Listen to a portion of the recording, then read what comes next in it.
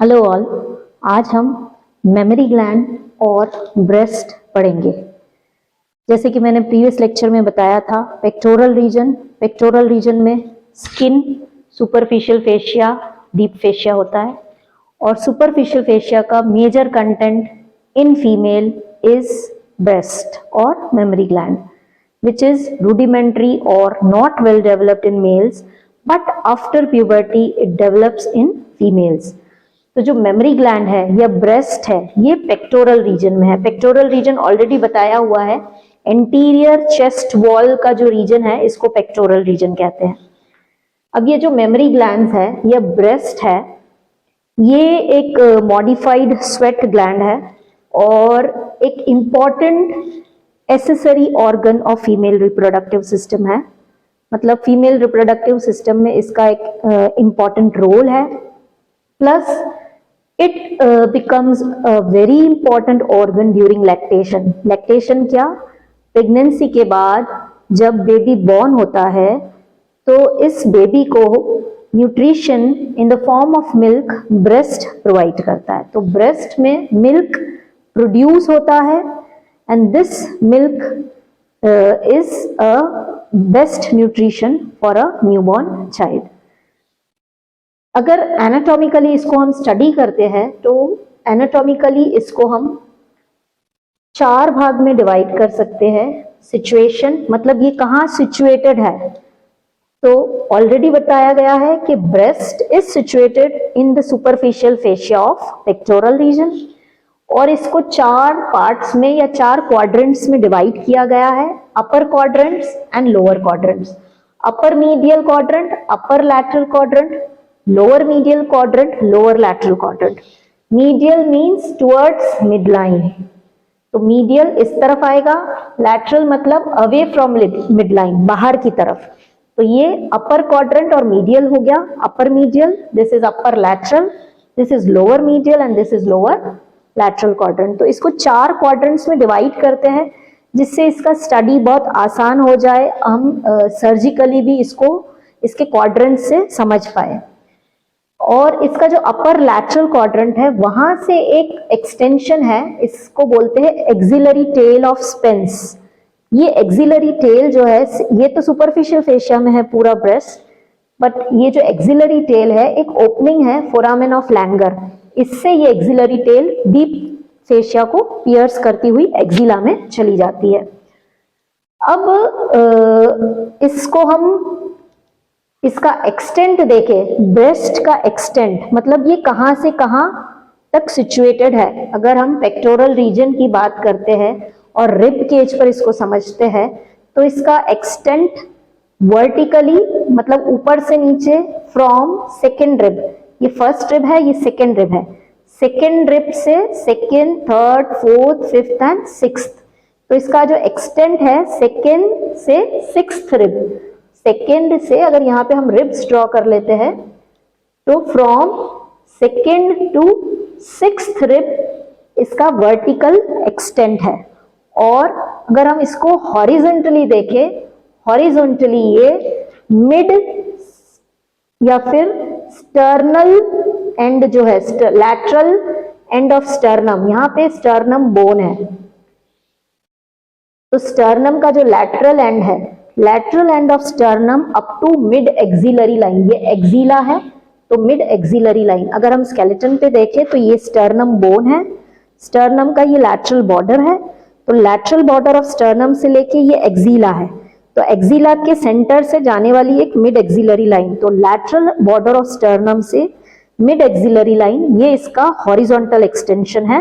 मतलब ब्रेस्ट यहां से लेके यहां तक है, और वर्टिकली देखे तो सेकेंड रिब से लेके सिक्स्थ रिब तक का इसका एक्सटेंट है। इसके डीप रिलेशंस देखे, मतलब इसके नीचे क्या है, इसके ऊपर तो सिर्फ स्किन है, और स्किन मतलब अगर हम पेक्टोरल रीजन देखते हैं तो सबसे पहला, या हम कोई भी रीजन देखते हैं एनाटॉमी में तो सबसे पहला जो लेयर है दैट इज स्किन। तो पेक्टोरल रीजन में भी सबसे पहला लेयर स्किन है। स्किन अगर हम डाइसेक्ट करते हैं, स्किन को काट के हम अलग करते हैं, स्किन को अगर रिमूव करते हैं तो नीचे आता है सुपरफिशियल फेशिया। सुपरफिशियल फेशिया क्या है? कनेक्टिव टिश्यू है। फीमेल्स में जो ये सुपरफिशियल फेशिया है इट कंटेन्स ब्रेस्ट और मेमोरी ग्लैंड्स। इस मेमोरी ग्लैंड के नीचे क्या है? इस मेमोरी ग्लैंड के नीचे है पेक्टोरल फेशिया, ये वाला, ये ग्रीन लाइन, ये है पेक्टोरल फेशिया। पेक्टोरल फेशिया क्या है? ये एक कवरिंग है, कनेक्टिव टिश्यू की कवरिंग है, फाइब्रस एक लेयर है, एक फाइब्रस कवरिंग है on the pectoralis major muscle. Pectoralis major muscle, pectoralis major muscle chest की, फ्रंट ऑफ द चेस्ट की एक बहुत बड़ी मसल है, राइट साइड में भी और लेफ्ट साइड में भी। ये मसल इस पेक्टोरल रीजन की मेन मसल है। उसके ऊपर एक फेशिया है और फेशिया के ऊपर हमारा मेमोरी ग्लैंड है। तो इस फिगर में अगर हम देखते हैं तो ये हमारा पेक्टोरालिस मेजर मसल है, इसके ऊपर ये पेक्टोरल फेशिया है और इस पेक्टोरल फेशिया के ऊपर ये ब्रेस्ट है।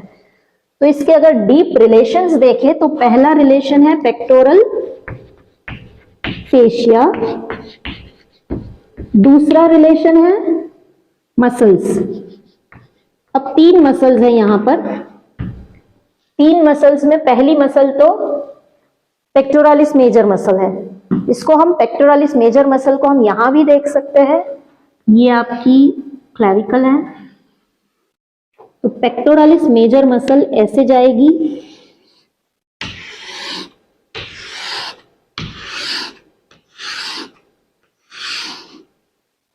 और आर्म में जाके इंसर्ट हो जाएगी। तो ये हमारी पेक्टोरालिस मेजर मसल है। पेक्टोरालिस मेजर मसल के नीचे यहाँ पे एक और मसल है and that is serratus anterior, उसके नीचे और यहाँ एक और मसल है and that is external oblique muscle. So 3 muscles हो गई डीप उसके रिलेशंस में। 3 मसल्स में पहली मसल है पेक्टोरालिस मेजर मसल, दूसरी मसल है सिरेटस इंटीरियर मसल एंड तीसरी मसल है एक्सटर्नल ओब्लिक मसल जो एब्डोमेन की मसल है। थर्ड इसका जो डीप स्ट्रक्चर या डीप रिलेशन है वो है retro mammary space. Retro mammary space क्या है? रिट्रो मेमोरी स्पेस इस पेक्टोरल फेशिया के जस्ट ऊपर एक कनेक्टिव टिश्यू का लेयर है, लूज एरियोलर टिश्यू। ये लूज एरियोलर टिश्यू जो है, यहाँ पे जो सेल्स है कनेक्टिव टिश्यू के वो बहुत लूजली पैक्ड है। इस लूज एरियोलर टिश्यू की वजह से ये जो ब्रेस्ट्स है ये इजीली मूवेबल है ऑन दिस पेक्टोरल फेशिया। तो breast is easily movable, a movable structure है because of this retro mammary space. During cancers, जब ब्रेस्ट कैंसर्स होते हैं, breast cancers are very common, तो जब कैंसर्स होते हैं तो क्या होता है, ये जो लूज एरियोलर टिश्यू है यहाँ पे भी कैंसर सेल्स का इन्फिल्ट्रेशन हो जाता है, कैंसरस सेल्स आ जाते हैं। तो ये जो ब्रेस्ट है जो इजीली मूवेबल स्ट्रक्चर था, जो पेक्टोरल रीजन पे या पेक्टोरल फेशिया पे इजीली मूव हो सकता था, अब क्योंकि वहां पे कैंसर सेल्स आ गए तो ये फिक्स्ड हो जाता है, पकड़ हो जाता है, खिंच जाता है, टाइट हो जाता है ड्यूरिंग कैंसर्स। ठीक है, तो ये इसके डीप रिलेशंस हो गए। अब हम ब्रेस्ट के स्ट्रक्चर को समझते हैं। एनाटॉमी क्या होता है? बेसिकली एनाटॉमी में हम क्या पढ़ते हैं? स्ट्रक्चर पढ़ते हैं। तो मेमोरी ग्लैंड या ब्रेस्ट का अगर हम स्ट्रक्चर पढ़ते हैं कि ये कैसा होता है, तो इसको 3 पार्ट में डिवाइड किया गया है स्ट्रक्चर को। First is skin, second is parenchyma,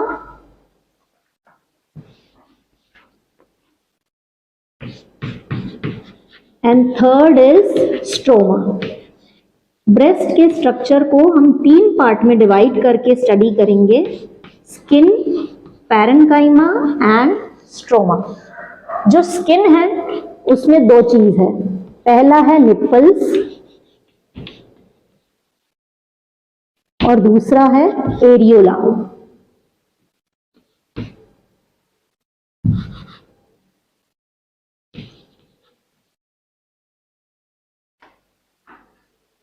पहला एरियोला और दूसरा निप्पल। निप्पल क्या है? एक कोनिकल प्रोजेक्शन है in the centre of your breast. ये आपका ब्रेस्ट है, तो इसमें ये जो कोनिकल प्रोजेक्शन है, this is the nipple. Nipple exactly क्या होता है? This is your nipple. Nipple exactly क्या होता है?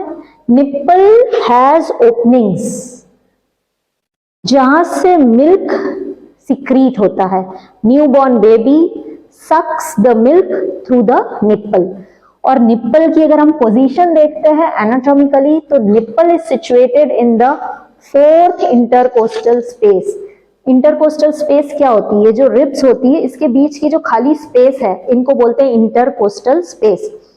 So this is the first intercostal, second intercostal, third intercostal and fourth intercostal space. Fourth intercostal space में nipples होती है, लेकिन ये पूरी intercostal space आगे से लेके पीछे तक है। तो nipples exactly कहाँ होती है? तो nipple is always present medial to mid clavicular line। अब जो clavicle है, उससे हम अगर एक लाइन ड्रॉ कर सकते हैं, clavicle से अगर एक लाइन ड्रॉ कर देते हैं सेंटर में, तो मिड क्लेविकुलर लाइन के मीडियल साइड में निप्पल्स सिचुएटेड है इन the fourth intercostal space. Nipples के पास है एक पिगमेंटेड एरिया, ब्राउन कलर का पिगमेंटेड एरिया है। ब्राउन कलर के पिगमेंटेड एरिया को बोलते हैं एरियोला। ये जो एरियोला है, इसमें बहुत सारे सिबेशियस ग्लैंड्स हैं। ये जो सिबेशियस ग्लैंड्स है, during pregnancy and during lactation, मतलब प्रेगनेंसी के टाइम पे और फीडिंग के टाइम पे, ब्रेस्ट फीडिंग के टाइम पे, ये जो एरियोला है, इसमें बड़े बड़े ट्यूबरकल्स डेवलप हो जाते हैं, बड़े बड़े से दाने जैसे फील होने लगते हैं। These are known as tubercles of Montgomery. Tubercles of Montgomery, ये एग्जैक्टली क्या है? ये सेबेशियस ग्लैंड्स है और ये ऑयल सिक्रीट करता है। ऑयल सिक्रीट करने से क्या होता है कि जब बेबी ब्रेस्ट फीड करेगा तो निप्पल्स पे क्रैक नहीं आएंगे। ऑयली सिक्रीशन की वजह से निप्पल लुब्रिकेटेड रहेगी और निप्पल में कभी क्रैक नहीं आएगा, मदर को पेन या इंजरी नहीं होगी। So these sebaceous glands present in the areola around the nipple, which is a brown colored structure, is very important for lubrications. तो अगर हम ब्रेस्ट के स्ट्रक्चर को पढ़ते हैं तो स्किन, पहला स्किन में दो चीज, निप्पल और एरियोला। ये जो निप्पल्स है, यहाँ पे बहुत सारी डक्ट्स खुलती है। ये ओपनिंग दिख रही है, यहाँ पे ये डक्ट्स खुल रही है। ये डक्ट्स एग्जैक्टली क्या है? इसको बोलते हैं लेक्टिफेरस डक्ट, जो हम पैरेन्काइमा में पढ़ेंगे। अब पैरेन्काइमा क्या है? ब्रेस्ट के स्ट्रक्चर में स्किन के बाद आता है parenchyma. Parenchyma is nothing but number of lobes present in the breast. ये जो लोब्स है, ऐसे लोब्स जो है 15 से 20 लोब्स होते हैं ब्रेस्ट में, 15 to 20 lobes, and they are arrange like a petal of flower. एक फ्लावर होता है, वो फ्लावर के पेटल्स कैसे अरेंज होते हैं? इस तरह से ये अरेंज्ड है। ऐसे आप इसको देख सकते हैं। ऐसे 15 से 20 लेक्टिफेरस लोब्स होते हैं जो फ्लावर की तरह अरेंज्ड होते हैं, और ये जो खुलते हैं वो निप्पल में जाके खुलते हैं। ये वाला फिगर देखें तो ये लोब्स है, ये 3 लोब्स मैंने ड्रॉ किए हुए हैं। ऐसे 15 to 20 लोब्स होते हैं, और these lobes open up और converge at the nipples। ये जो lobes है, इनके अंदर होती है lobules। ये lobules है, ये पिंक कलर की जो है lobules है। So each lobe is made up of lobules, many lobules, and these lobules contain hollow sac-like structures called alveoli, जो मैंने यहाँ पे रब कर दिया, alveoli। एल्वियोलाई क्या है? ये हॉलो सैक्स है जिसमें ग्लैंड्स होती है, सिक्रीटिंग ग्लैंड्स होती है जो मिल्क को प्रोड्यूस करती है।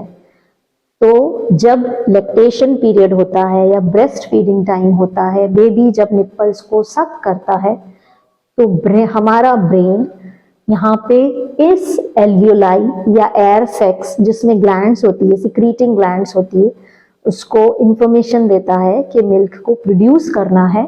तो ये जो एल्वियोलाई है, छोटी छोटी हॉलो सैक्स है जिसमें ग्लैंड्स होती है, ये मिल्क सिक्रीट करते हैं, मिल्क बनाते हैं, प्रोड्यूस करते हैं।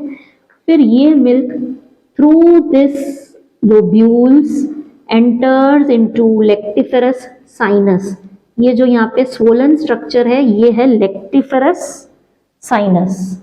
लेक्टिफेरस साइनस यहाँ पे आके मिल्क कलेक्ट हो जाता है, और जब बेबी सक करता है तो थ्रू दिस लेक्टिफेरस डक्ट्स, ये पिंक कलर की लेक्टिफेरस डक्ट है, through this lactiferous duct the milk is secreted out through the nipples.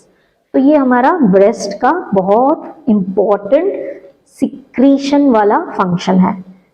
तो अगर स्ट्रक्चर की बात कर रहे हैं तो स्किन हो गया, निप्पल्स एंड एरियोला, पैरेन्काइमा हो गया, made up of many lobules, many lobes, 15 to 20 lobes having lobules having the alveoli which secrete milk। और तीसरा है स्ट्रोमा। अब ये स्ट्रोमा क्या है? Stroma is nothing but the packing material.